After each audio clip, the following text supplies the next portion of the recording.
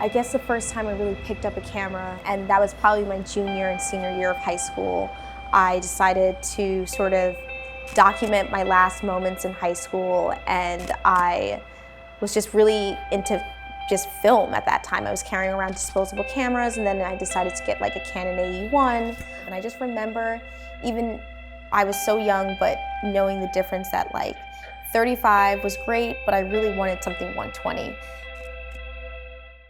Hi, my name is Miranda Barnes. I'm a photographer based in Brooklyn, New York. I bought my first Hasselblad probably about a year ago. I was still in school at John Jay, but I had been sort of dabbling in photography.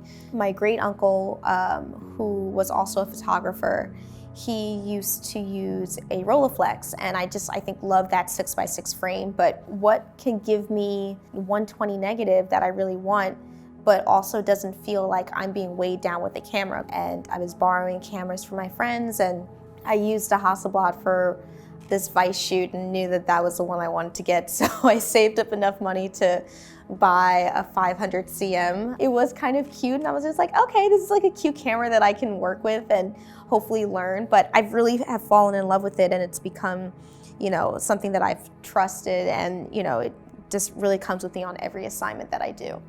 I feel like New York is definitely one of the reasons I'm a photographer, and I think that that's like a very bold statement to say, but I think everything that I do is somehow, once again, tied into sort of my identity here. I do find myself trying to spend more and more time outdoors, taking pictures of people that may not be living in New York in 10 years.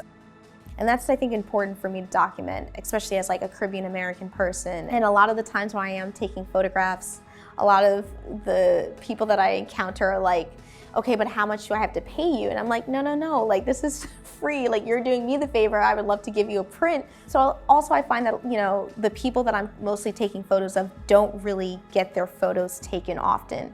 And I think that this camera does a good justice of like, sort of showing them that they are important, which I think is so crucial to especially marginalized communities. I really would love to just capture what I'm capturing in the moment, because that's what's also important to me. Because I definitely do look at references of photo books that inspire me. Lorna Simpson, Carrie Mae Weems, and Ming Smith, and Latoya Ruby Frazier, all Black women, that came before me. And there is something about film, there is something about medium format that you just know if it was shot on medium format. So I definitely am still trying to navigate how to tell people I have to use film if you want this certain look.